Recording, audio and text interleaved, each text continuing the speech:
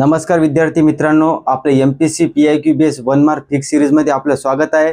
आपण मागील व्हिडिओमध्ये नाही का बुक लिस्ट घेतली आहे आणि महत्त्वाचे सब्जेक्ट कोणते कोणते बुक्स वापरायला पाहिजे आणि मिनिमम बुक्स वापरा आणि नक्कीच नाही का जे तुम्ही आता कंटिन्यू केले असेल बुक्स तेच वापरा। जर तुम्ही कोणते म्हणजे सिलेक्ट केले नसेल तर नक्कीच ते इफेक्टिव्ह ठरणार आणि नक्की पुस्तक तर इम्पॉर्टंट आहे आणि हे मॅक्झिमम नाही का तुमच्यापाशी ते असणार आहे।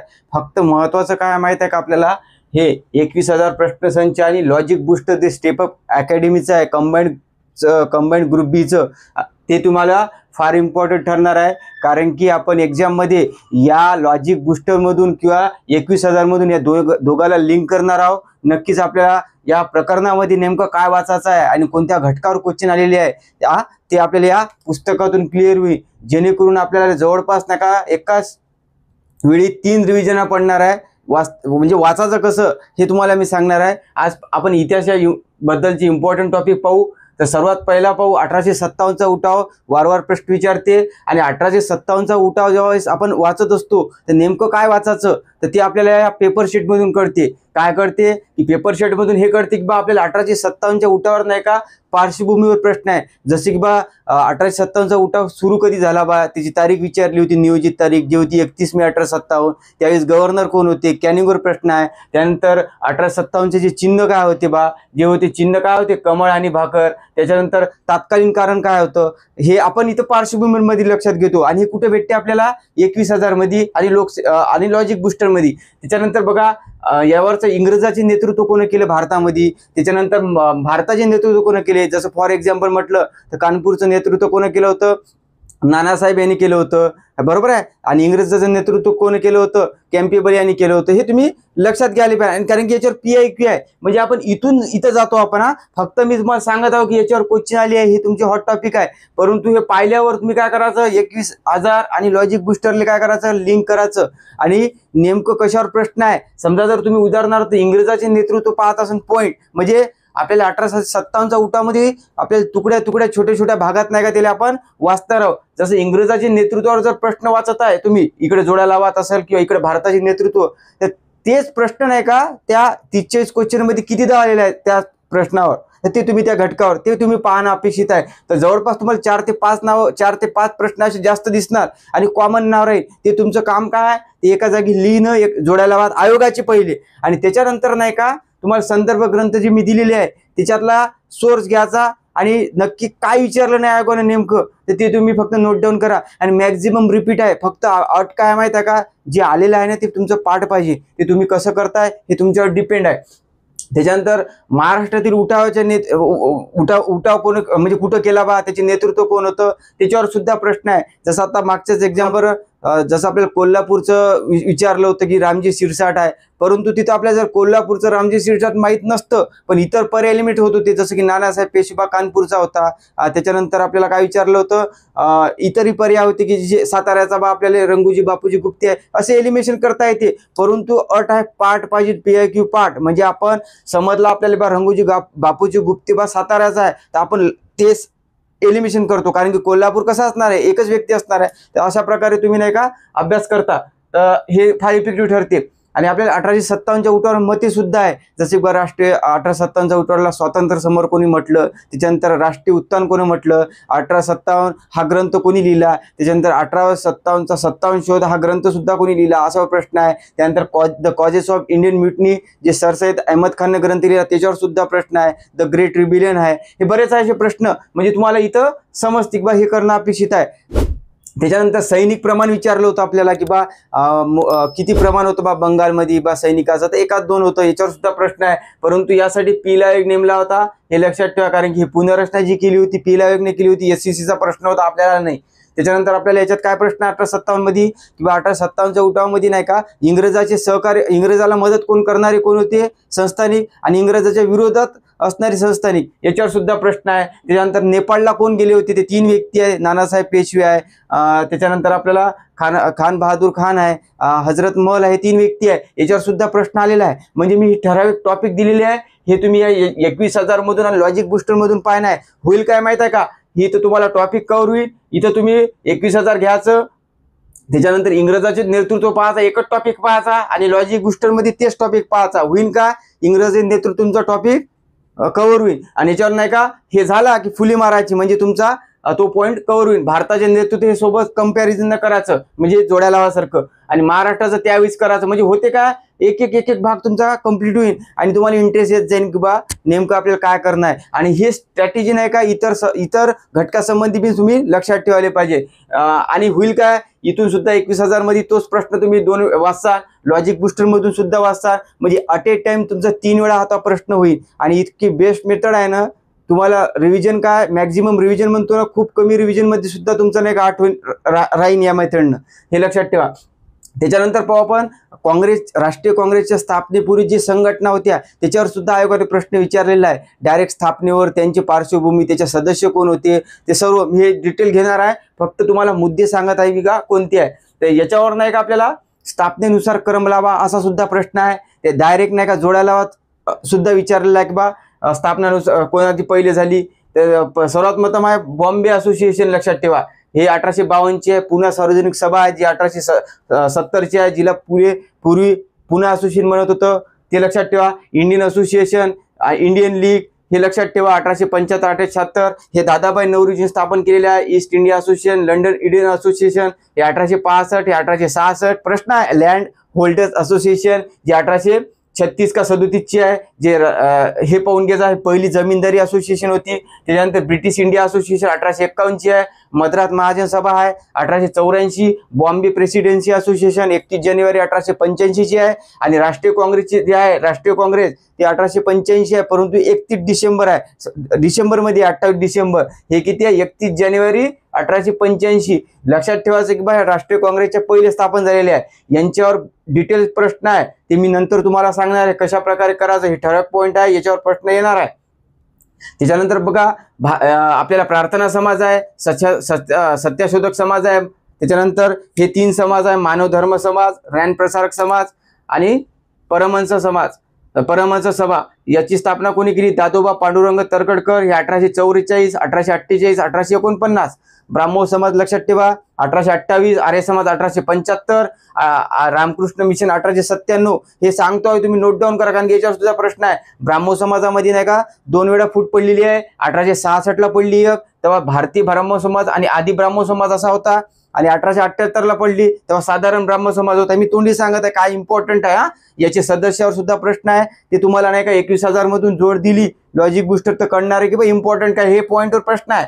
त्याच्यानंतर आर्य समाजाची स्थापना झाली 1875. यामध्ये सुद्धा फूट पडली 1893 ला. त्याचे 2 गट पडले होते, काय गुरुकुल कार्यगट आणि दयानंद वैदिक स्कूल. जे गुरुकुल कार्यगट होता ते स्वामी श्रद्धानंद आणि लेखाराम यांनी स्थापन केला होता. यांचा उद्देश काय होता, फक्त यांनी म्हटलं होतं की बा फक्त मुलाला शिक्षण द्या आणि प्राचीन शिक्षण द्या वैदिक, म्हणजे यांनी आधुनिक शिक्षणाला विरोध केला होता आणि फक्त मुलाला शिक्षण द्या, संकोची वृत्ती होती.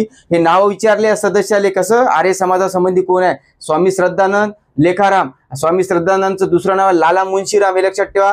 दयानंद वैदिक स्कूलची स्थापना कानपूर येथे झाली, हे लक्षात ठेवा. या स्थापनेकर्ते कोण होते, लाला लाजपत राय आणि लाला हंसराज. याला हल लक्षात ठेवा, हल.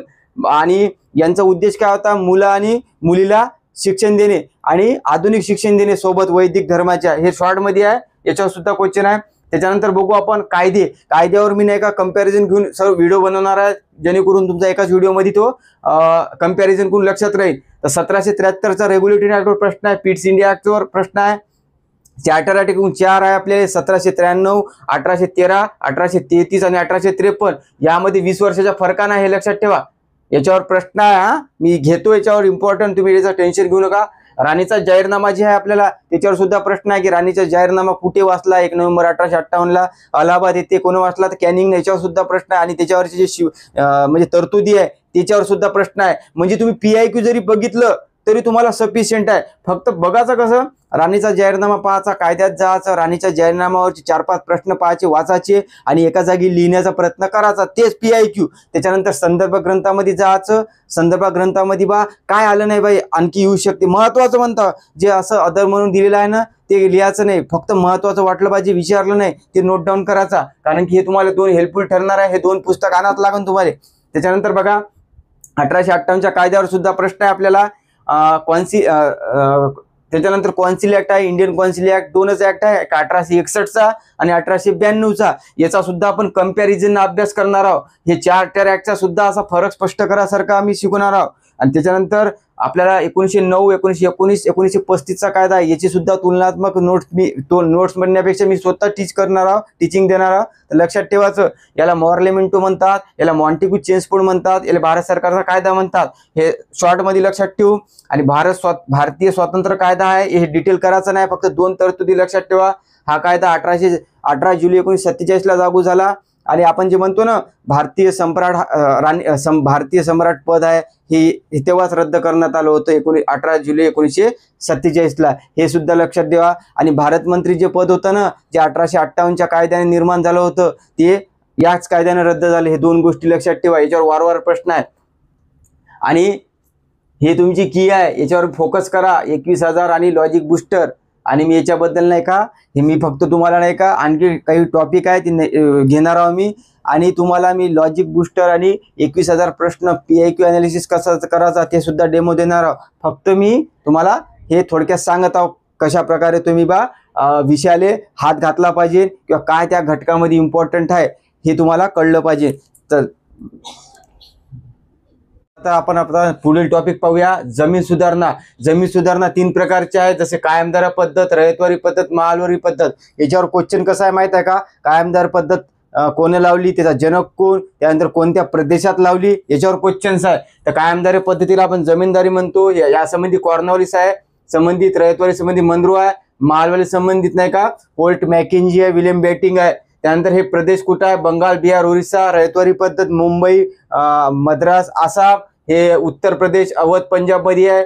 त्यानंतर नाही का हे लक्षात ठेवायचा, मालकी किती आहे. रयतवार कायमदारा पद्धतीचं नाव काय, जमीनदारी. याच्यात मालक कोण होते, जमीनदार. मालक कोण, याच्यावर प्रश्न आहे.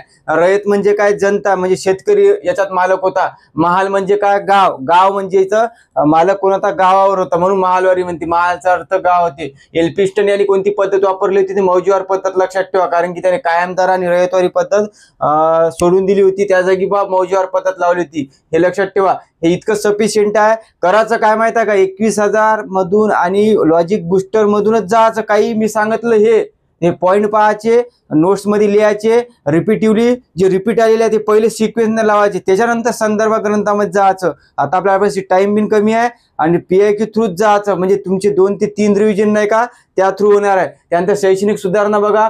शैक्षणिक सुधारणामध्ये नाही का प्राचीनवाद आणि आधुनिक शिक्षण, यामध्ये नाही का प्राचीन शिक्षण आणि आधुनिक शिक्षण, ज्याला आपण ओरिएंटलिस्ट आणि अँग्लिस्ट यामध्ये वाद झाला होता. यावर प्रश्न आहे की या आधुनिक शिक्षणाला कोणी महत्व दिलं होतं आणि प्राचीन शिक्षणाला कोणी महत्व दिलं होतं. तर याच्यामध्ये राजा राममोहन राय होतं, जे आपण आधुनिक शिक्षणाला महत्व दिलं होतं त्यांनी. याच्यावर प्रश्न आला राजेश्वर मेसले, तुम्ही लक्षात ठेवा. 1854चा, ज्याला आपण आधुनिक म्हटलं तर त्याला अँग्लिस्ट असं म्हणतो आपण, लक्षात ठेवा. 1854चा उडचा खलिता, ज्याला आपण शिक्षणाचा मॅग्ना कार्टा म्हणतो. प्रश्न आहे, हंटर आयोगावर प्रश्न आहे. 1882चा, याच हंटर आयोगासमोर पंडिता रमाबाई आणि महात्मा ज्योतिबा फुले यांनी नाही का साक्ष दिली होती, लक्षात ठेवा.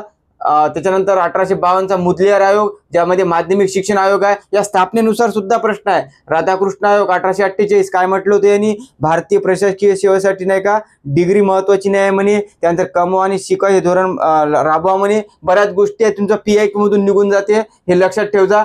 1864चा कोठारी आयोग आहे महत्वाचा. कोठारी आयोगानुसारच नाही का 10वी ते 12वी जे होतं ना रेशो शिक्षण किती आहे त्याच्याच आयोगावर म्हणजे अवलंबून होते, हे लक्षात ठेवा. शिक्षणासाठी 1 लाखाची तरतूद 1813चा चार्टर ऍक्ट मध्ये आहे. सॅडलर आयोग लक्षात ठेवा 1917चा आहे. यामध्ये भारतीय सदस्य कोण होते याच्यावर सुद्धा राज्यसेवा मेन्सला प्रश्न आहे, ते तुम्ही बघून घ्या. 1902चा विद्यापीठ आयोग स्थापन झाला, त्यामध्ये त्याला रॅली आयोग असे म्हणतात. आणि रॅली आयोग कशा संबंधी आहे, उच्च शिक्षणाशी, याच्यावर प्रश्न आहे. कायदा लक्षात द्या, 1904चा कायदा आहे. आणि हे कर्जन संबंधी आहे याच्या व्यक्ती, हे लक्षात ठेवा. PIQ मध्ये जायचं, फक्त हे टॉपिक पाहायचे, नोट्स काढायची किंवा तुम्हाला जे योग्य वाटते ते करा, पण PIQ थ्रूच जायचं, बाकी काही नाही, पुस्तकातून जायचं नाही. सर्वप्रथम PIQ, त्याच्यानंतर संदर्भ ग्रंथ, काय वाचायचं सिलेक्टिव्ह, बस. याच्यापेक्षा जास्त पॉइंट आले घ्यायचेच नाही. मुस्लिम सुधारणामध्ये सर्वात महत्वाचं नाव आहे सरसैयद अहमद खान. हे याचं याचे तुम्ही PIQ जरी बघितले ना, एका खाली एक लिहिले तुम्ही नोट्स मध्ये, तरी सुद्धा सफिशियंट आहे. याच्यामध्ये काय आलेलं आहे माहिती आहे का, सर सय्यद अहमद खाननं नाही का हिंदू मुस्लिम डोळे म्हटलं होतं, त्यानंतर भारताला म्हटलं होतं. त्याच्यानंतर सर सय्यद अहमद खाननी जे संघटना स्थापन केल्या, जसं Mohammedan oriented Anglo oriented college जी 1875 स्थापना झाली. 1920लाच त्याला आपण अलीगड आंदोलन म्हणतो किंवा अलीगड चळवळ म्हणतो, अलीगड कॉलेज म्हणतो. त्यानंतर त्यांनी मुस्लिम शैक्षणिक परिषद 1886ला सुरू केली. त्यानंतर त्यांनी पॅट्रियोटिक असोसिएशनची स्थापना केली 1888 मध्ये. त्यानंतर डिफेन्स असोसिएशन स्थापना केली 1893. या स्थापनेवर सुद्धा प्रश्न राज्यसेवा मेन्सले क्रमनुसार विचारलेला आहे किंवा 1800 डायरेक्ट विचार. पॅट्रियोटिक असोसिएशन जी आहे ती कशासाठी स्थापन झाली आणि कधी झाली, डायरेक्ट तारीख म्हणजे स्थापना सुद्धा दिलेली आहे. हे सुद्धा लक्षात PIQ मधून तुम्हाला हे पूर्ण क्लिअर नाही पण नेमकं कशावर प्रश्न आहे. त्यानंतर लक्षात घ्या फरियादी चळवळ, हे डिटेल करायचं. हे नुसतं नेतृत्व पाहायचं आणि कुठं लागू केली एवढंच पाहायचं. तायानी चळवळ, वहाबी चळवळ चांगली कळा. राज्यसेवा मे 2024ला सुद्धा प्रश्न आहे आणि प्रीला सुद्धा आहे. वहाबी चळवळ पटना येथे होती. अहमदी आंदोलन लक्षात ठेवा, मिर्झा गुलाब अहमद यांनी सुरू केली होती. यांनी स्वतःला ईश्वराचा अवतार असं म्हटलं होतं. मी स्वतः श्रीकृष्ण आहे असं तसं काहीतरी विधान होतं त्यांचं, लक्षात ठेवा. देवबंद चळवळीवर प्रश्न आपल्याला. त्याच्यानंतर पाहू आपण वृत्तपत्र जे आहे, भारतातील वृत्तपत्र आणि महाराष्ट्राची वृत्तपत्र, हे तुम्ही लिंक करा, खूप मोठी आहे, महत्वाचे करा. ते सुद्धा PIQच करा, बाकी याच्यात पडू नका, हे लक्षात ठेवा. कामगार संघटनामध्ये सर्वात महत्वाची म्हणजे नारायण मेघाजी लोखंडेकरण आहे. समाज सुधारकामध्ये तर करतोच आपण. आणि याच्यामध्ये बॉम्बे मिल अँड असोसिएशनची स्थापना लक्षात घ्या 1884 जी आहे. याच्याबद्दलची माहिती तुम्हाला PIQ मध्ये भेटणारच आहे. बॉम्बे ओनर्स असोसिएशन हा प्रश्न लक्षात ठेवा, कारण की हा प्रश्न मेन्सला आला होता आणि कॅन्सर केला होता. याचं तुम्ही स्थापना लक्षात ठेवजा. कुठे याची स्थापना नाही का 1870 आहे, कुठे नाही का याची स्थापना 1875 आहे. हे तुम्ही पाहून घे जा एकदा. कामगार हितवर्धक सभा, आत्ताच प्रश्न पडला आपल्याला प्रीला की कोण होते, भिवाजी नरे, त्याला मदत कोणी केली होती, तर तालचेलकर आणि सीताराम बोले. 1909ची स्थापना आहे. सोशल सर्व्हिस यांचं कामगार हे वृत्तपत्र होतं. सोशल सर्व्हिस लीग 1909 कोणी केली होती, जोशीनं. आयटकचा सर्वात महत्वाचा टॉपिक आहे. 1920ला स्थापना आहे. पहिला अध्यक्ष कोण आहे, लाला लजपत राय. स्थापनेकर्ते कोण होते, नाम जोशी होते. त्याच्यानंतर मुंबईला स्थापना झाली. याच्यावरचे बरेच आहे, जे तुम्ही पुस्तक बघितलं ना तर निघूनच जाते. लॉजिक बुस्टर आणि 21,000. Madras labour union BP Wadia 1918 स्थापन. त्याच्यानंतर बघा मुंबई कामगार समितीवर प्रश्न आलता. हे न्यायमूर्ती चंदावरकर संबंध आहे. PIQचा एक तरी पाठ केला तरी सफिशियंट आहे. अहमदाबाद टेक्स्टाईल लेबर असोसिएशन हे महात्मा गांधी संबंधित आहे. जोड्याला प्रश्न आहे त्याच्यावर. आणि तुम्ही फक्त एवढंच करायचं, हे टॉपिक काढायचे, PIQ पाहायचं, लिंक करायचं, नोट्स काढायची, बस. बाकी काही करायचं नाही. कारण की ज्या गोष्टी तुम्हाला नाही का PIQ वरून कळणार आहे ते पुस्तकातून कळणार नाही आहे. आपण कधी बी नाही का PIQ थ्रू बुक्समध्ये जाणार आहोत, बुक्स थ्रू PIQ जाणार नाही आहोत. हेच आपल्याला इथं लक्षात आणत आहोत. याच्यानंतरचं पाहू आपण टॉपिक.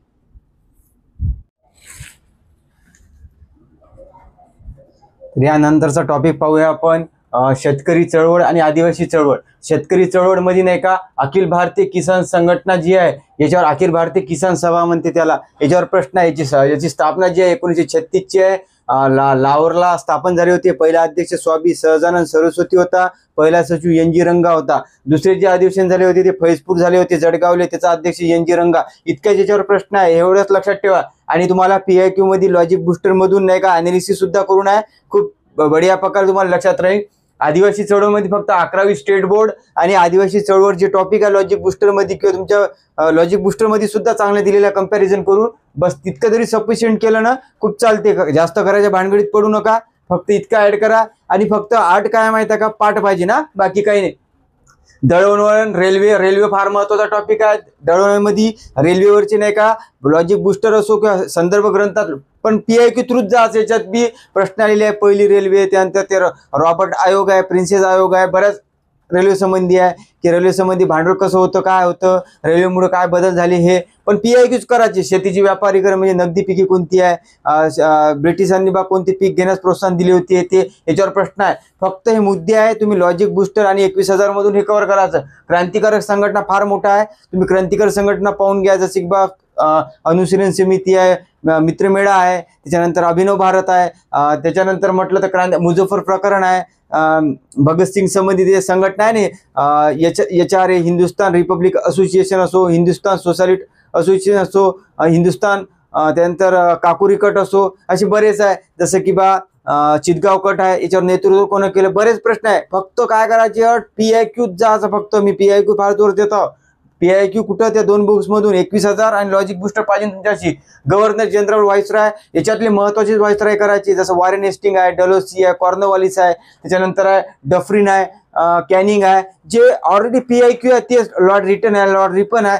हे तुम्ही PIQ पाहायचं, तेवढंच करायचे, बाकी भानगडीत पडायचंच नाही. सध्या राष्ट्रीय काँग्रेसची स्थापनेवर प्रश्न आहे की राष्ट्रीय काँग्रेसची स्थापना कधी झाली, त्याचे अध्यक्ष कोण होता पहिला, त्याच्यानंतर पहिल्या अधिवेशनामध्ये नाही का कोण इंग्रज अधिकारी उपस्थित होते, त्याच्यानंतर राष्ट्रीय काँग्रेसच्या स्थापनेवरचे जे पहिले 9 ठराव मांडले होते पहिल्या वेळेस, म्हणजे पहिल्या अधिवेशनावेळेस, ते पहिले प्रतिनिधी किती होते, 72, असे बरेच प्रश्न आहे. तुम्हाला ते PIQ मधून पूर्ण रिपीट निघून जाते, फक्त तितकं करायचं. त्याच्यानंतर इंग्रजाचे अध्यक्ष राहणारे, त्याच्यानंतर काही 10-12 टॉपिक, 10-12 जे अध्यक्ष आहेत ते तुम्ही पाठ करायचे, पहिले 4-5. त्यानंतर सुरेंद्रनाथ बॅनर्जी 2 वेळा राहिले, रमेशचंद्र बॅनर्जी 2 वेळा राहिले, दादाभाई नौरोजी 3 वेळा राहिले, असे काही आहे. त्यानंतर गांधीजी एकमेव होता अध्यक्ष, ते होता बेळगाव अधिवेशनाचं. त्यानंतर 1929चं लाहोर अधिवेशन. PIQ जरी तुम्ही बघितले ना, ते इम्पॉर्टंट कळून जाते. फक्त PIQ थ्रूच जायचं, हेच मा म्हणणं आहे वारंवार. त्यानंतर मवाळ युग बघा, मवाळ युगमध्ये मवाळ नेते कोणते आहेत, जहाल युगमध्ये जहाल नेते कोणते आहेत, जसे लोकमान्य टिळक, अरविंद घोष, बिपिनचंद्र पाल, याच्यावर प्रश्न आलेला आहे. तुम्ही पाहून घ्या, कारण की व्हिडिओ फार मोठा होते. आणि लॉजिक बुस्टरमध्ये तुम्हाला PIQ सुद्धा दिली आहे आणि जास्तीची माहिती अनालिसिस सुद्धा केली आहे, कंपॅरिझन करून. नक्कीच हेल्पफुल ठरणार आहे. त्यानंतरचा बघू, गांधीजी चळवळीमध्ये चंपारण्य, अहमदाबाद, खेडा, याच्यावर प्रश्न आहे. पहिला सत्याग्रह कोणता, पहिलं उपोषण इथं होतं. त्याच्यानंतर खेड्यामध्ये कोण नेतृत्व, ते अनुसुभाबेन पटेल जी आलती आपल्याला राज्यसेवा 2024चा पूर्व परीक्षेचा, ते खेडा आंदोलनामधले, अहमदाबाद आंदोलनामध्ये, सॉरी, हे याच्यामध्ये खेडामध्ये सरदार पटेलचं नेतृत्व होतं. सरदार पटेलचं नव्हतं, गांधीजी होतं. बारडोली सत्याग्रह होता, ते लक्षात ठेवा. बारडोली जे सरदार पटेलचं नेतृत्व, त्याचं असहकार चळवळ. त्यानंतर नेहरू अहवाल, सविनय कायदेभंग, म्हणजे ज्याला आपण मिठाचा सत्याग्रह म्हणतो, गांधी आयर्विन करार, पुणे करार, गोलमेज परिषदा 1, 2, 3. त्यानंतर वैयक्तिक सत्याग्रह, पहिले वैयक्तिक सत्याग्रह म्हणजे सत्याग्रही कोण होते, दुसरे कोणते होते, तिसरे छोडो भारत चळवळ. त्यानंतर क्रिप्स मिशनवर प्रश्न आहे, सिमला करार, वेव्हेल योजना, कॅबिनेट मिशन महत्वाचं आहे, कारण की याचे 3 सदस्य विचारले होते, माउंट बॅटन योजना, हे बऱ्याच गोष्टी आहे. परंतु तुम्ही जर लॉजिक बुस्टर आणि 21,000 मधून जर गेले तर नक्कीच तुमचा फायदा होते. आणि सर्वप्रथम PIQ महत्व द्यायचं. आणि पहिले काय करायचं माहित आहे का, उदाहरणार्थ जर म्हटलं की आपल्याला विचारलं समजा आदिवासी चळवळ, तर आदिवासी चळवळचे नाही का पहिले प्रश्न पाहायचे, कुठून, लॉजिक बुस्टर मधून आणि 21,000 मधून. ते जसे का तशा नोट्स मध्ये लिहायचे, जोड्या लावा, तसं जोड्या लावा. म्हणजे होईल काय माहिती आहे का, तुम्हाला काय इम्पॉर्टंट आहे ते कळते. त्याच्यानंतर जायचं, जे तुमचे संदर्भ ग्रंथ सांगितले का तुमच्या जे आहे त्याच्यात, आणि काय आलं नाही तेवढं लिहायचं, झालं. फक्त अट आहे की पाठ पाहिजे, ते तुम्ही कीवर्ड मध्ये पाहू शकता. काय PIQ अनालिसिसचं मी नाही का नेक्स्ट व्हिडिओमध्ये टाकतो की PIQ अनालिसिस कसं करायचं, नोट्स कशी बनवायची. त्यानंतर काही इम्पॉर्टंट पॉईंट असणार आहे ते नक्कीच घेणार आहे. PIQ अनालिसिस झालं नाही, फक्त सिलेबस होय, कारण याला खूप वेळ लागते. त्यामुळे यानंतर आपण नाही का नेक्स्ट टॉपिक घेऊया. जर तुम्हाला व्हिडिओ जर आवडला असेल नक्कीच लाईक करा, कमेंट करा, शेअर करा. धन्यवाद.